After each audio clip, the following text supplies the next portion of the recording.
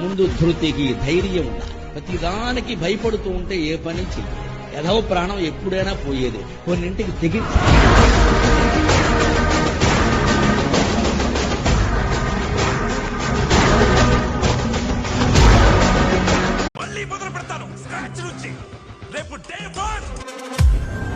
ఇక మొదలెడదామా?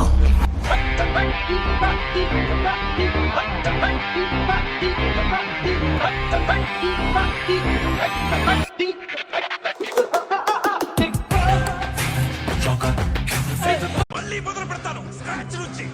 రేపు డే 1. ఇక మొదలెడదామా?